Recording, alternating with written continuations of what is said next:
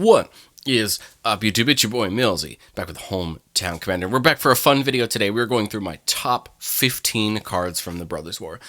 These are the top 15 cards I'm the most excited for. We're going to talk about why I think they're good, where I'd like to play them, and hopefully you can tell me what you think is even your top 5 or your top 10 favorite cards from the Brothers War. Tell me what you think of the cards that I've picked.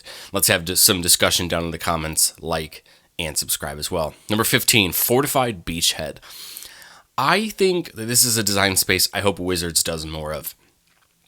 This is a dual land for blue-white. Comes in tapped unless you reveal a soldier or control a soldier.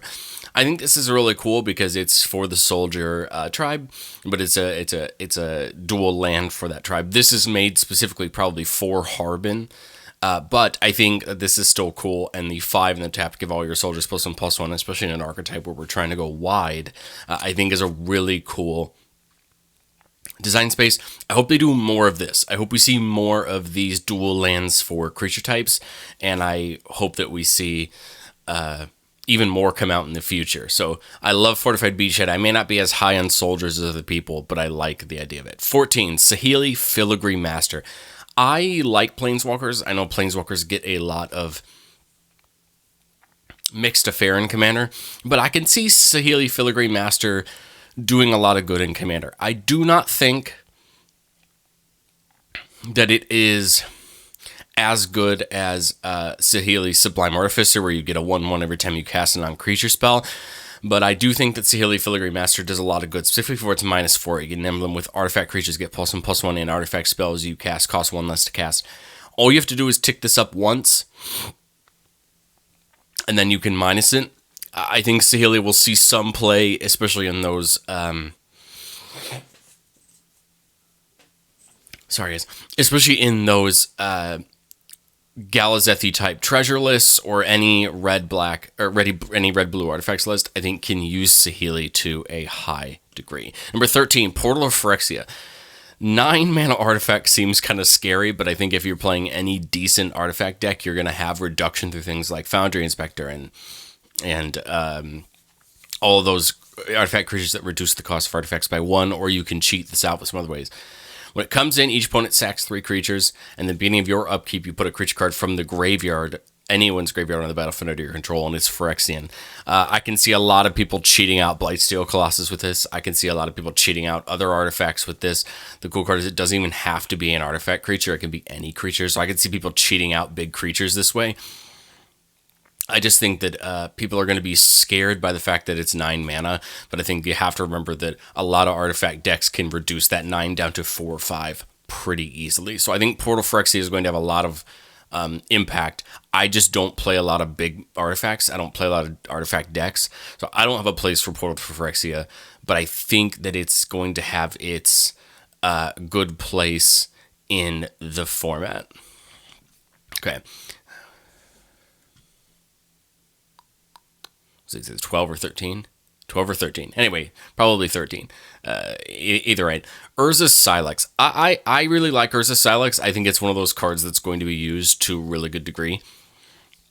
You can exile it. Each player chooses 6 land, destroy all other permanents, activate only as a sorcery, and then when it's put into exile from the battlefield, you get to pay 2 if you do search for a Planeswalker, put it in your hand. I like Erzas Silex because this is going to be an even better one-sided board wipe if you have any if you have any protection. If you're playing this white card in a deck that has Flawless Maneuver or and they shall know no name, or these indestructible cards, that's great. If you're playing this with green, this plus a Heroic Intervention is going to just be a one-sided board wipe. The other thing I like about Erzas Silex is everyone goes down to 6 lands. I think a lot of people fight about land destruction because they don't like how one-sided land destruction can be and how much it ruins the game. I think everyone getting routed back down to 6 is a cool way to kind of establish the game, but also kind of get everybody down to 11 pills. I like this. No idea whether Erzas Silex will be good or bad as far as the grand scope of Commander. I just think I think it's a cool card, and I hope that it sees play.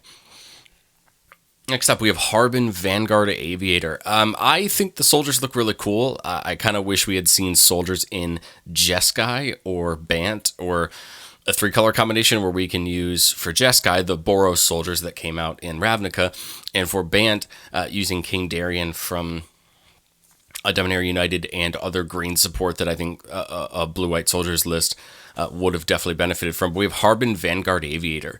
Flying, whenever you attack with 5 or more soldiers, creatures you control get +1/+1 and gain flying. I think the flying is going to come into a lot of handy because remember, the whole soldier artifact wants to go wide.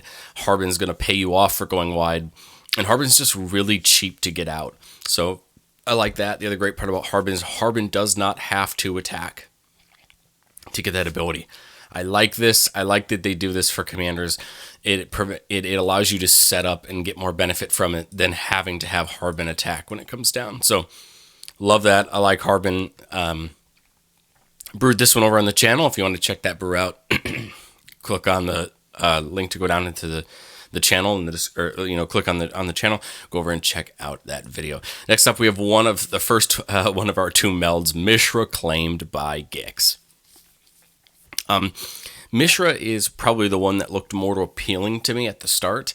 The reason it's ranked lower than Urza is because I think Urza's backside is going to take over a game. If you ever actually get it out, it's just a lot harder to get it out. But the front side of Mishra I love. Whenever you attack, each opponent loses X and you gain X, where X is the number of attacking creatures. This goes in Ishin. This goes in a lot of those attacking decks that care about doing damage that way.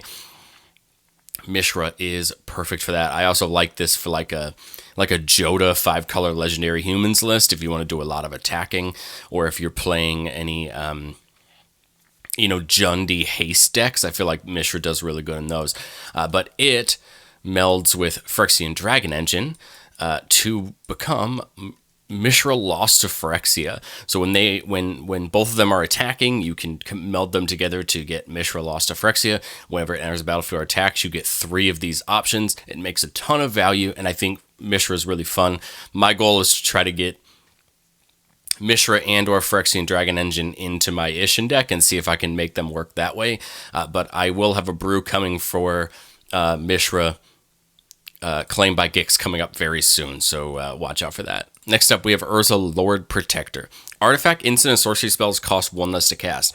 This is already huge, mainly because this is the color combination where you're playing all 3 of those in mass, and I think reducing them all by 1 is going to make a ton of value. Yes, it costs 7 to meld him with the Might and the Meekstone, and yes, that's a lot of mana, but I think that 1 less to cast is already giving you a good platform to kind of start reducing things down. Might and the Meekstone can either -5/-5 a creature or draw 2 cards, and then it taps for 2 every turn, and then you can pay the 7 to get it out. Cool part about Might and the Meekstone is it's searchable off like Moonsilver Key and things like that. Urza, I'm more excited to try this out. I've had a Elminster list that Mikey and I brewed that I've been kind of tinkering around with for a while. It's been a deck that's always kind of interested me, but I never got that last oomph I needed to actually like really proxy it out and try it. I think Urza, Lord Protector, and Might and Meekstone are that last thing I need to really try it. That plus another card we're going to talk about next really make me want to try that deck again, because I think Azorius Planeswalkers could be kind of fun.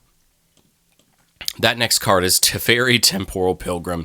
Another Teferi card, that is probably going to be a little flashier than it actually is. I still think Teferi and Master of Time is my favorite Teferi, very closely followed up by the 3-mana Teferi that stops your opponents from playing instants.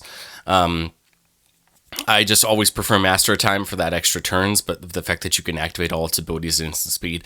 But Temporal Pilgrim, whenever you draw a card, you get a loyalty counter, which means whether you draw a card for turn or you use abilities on cards or you use his abilities, you get to put a counter on him. That should keep his loyalty fairly high, and even if it gets attacked and you have to let a few things through, hopefully you can kind of build back up loyalty. 0 draw cards, so it's effectively a +1. -2, create a 2/2 spirit with whenever you draw a card, put a counter on this creature.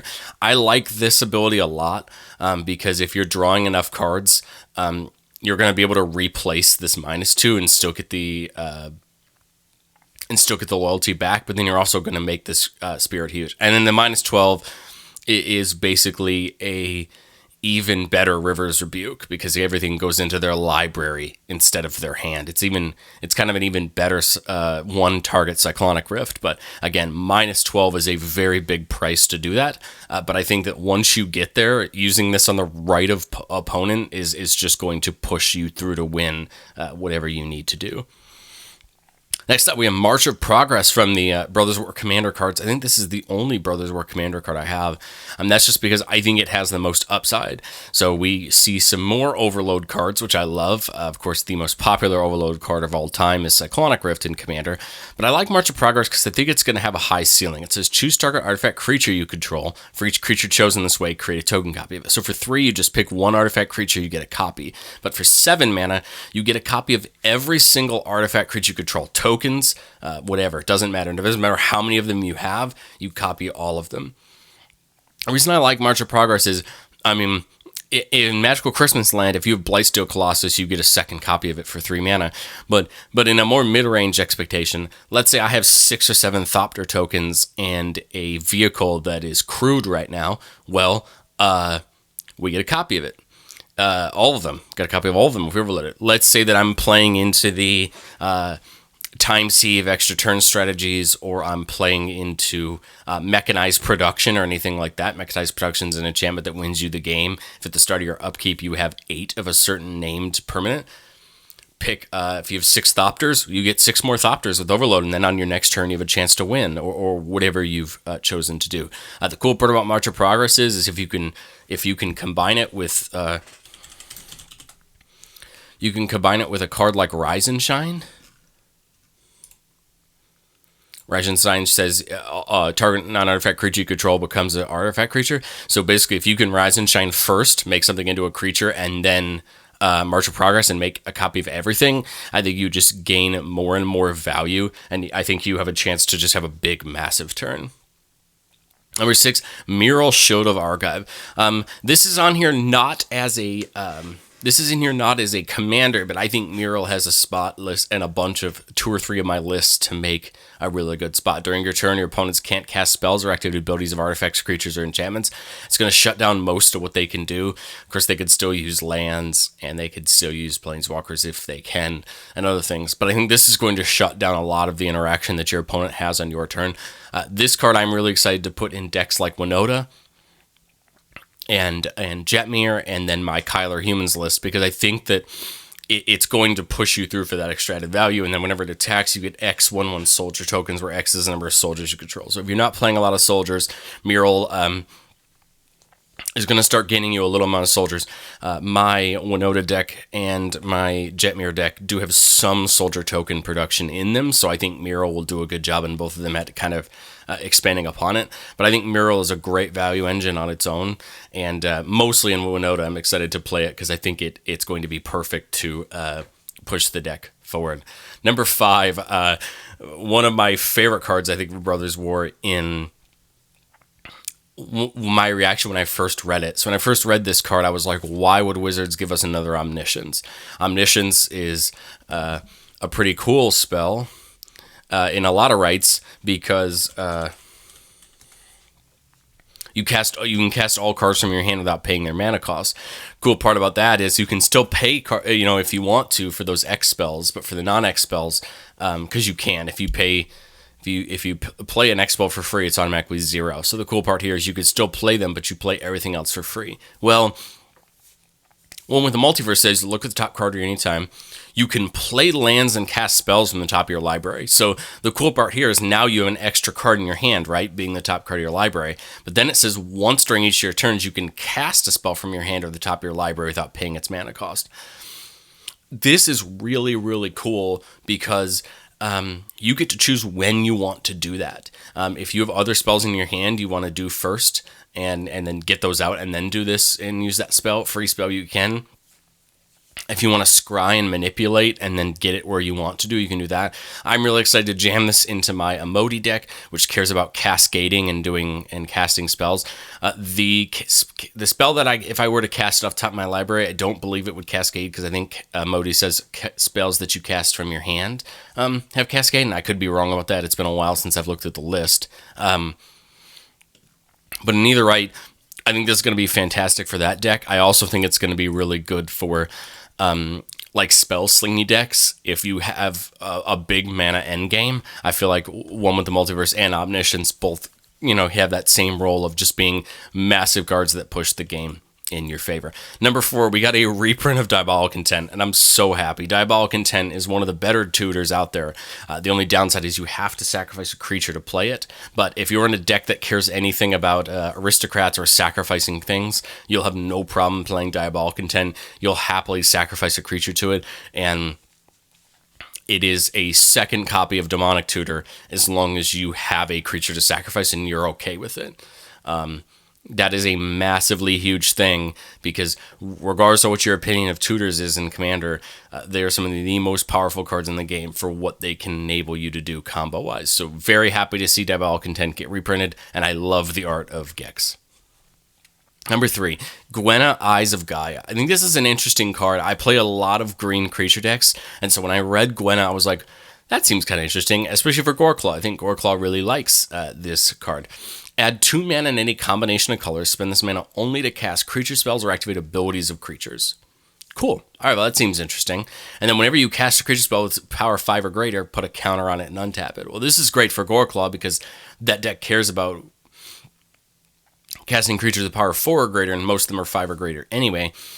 And it always wants these mana dorks that have good value still. And I think Gwen is one of those cards that I like that it gets a counter when it untaps because Goreclaw, again, the magic number is 4 power. Once you attack with creatures with 4 power, they get +1/+1 and trample. So if you put enough counters on Gwen, you could then attack with it in that deck and get good value for attacking with it, not just tapping. So I like Gwen. Gwen joins cards like Selvala in that deck for tapping for mana that Goreclaw really wants to use. So I'm excited about that. I think my favorite commander from the Brothers War, hands down, is Tanos the Toymaker. I love Simic commanders, mainly because Simic allows me to play all of the big, stupid green stuff I shouldn't be able to play with the blue to help me make it happen. And I think Tanos the Toymaker does this for 2 reasons. 1, it copies birds or beast spells, which copies Craterhoof, it copies Elder Gargaroth, it copies Ulvenwald Oddity, it copies a lot of the beasts that I love in Goreclaw already. They're spells that I enjoy, I like playing, and they give great value. But the second thing this does is gives us a great payoff for mutate. Almost every single mutate creature that's in these 2 colors is a beast or a bird, which means that when you mutate with them, you're actually going to get 2 copies of those mutates. And so that first copy is going to go onto the mutate stack, you'll get any relevant abilities, and then your regular one will get put onto that mutate stack, and you'll get everything again. You're going to generate massive mutate value. I think even things like Orvar and Ivy might have a good space in this deck as other targets to just ramp this up and make it even better. So I like Tanos. Check out Tanos will be coming as a brew to the channel very soon. And my number 1 card, it's probably obvious if you know anything about me personally, if you've listened to my opinions over the last few months, if you know how I play Commander and how I like Commander. Awaken the Woods is my pick for the best card from the Brothers War. X green, make X 1/1 Forest Dryad land creature tokens. X landfall triggers, X creature ETB triggers.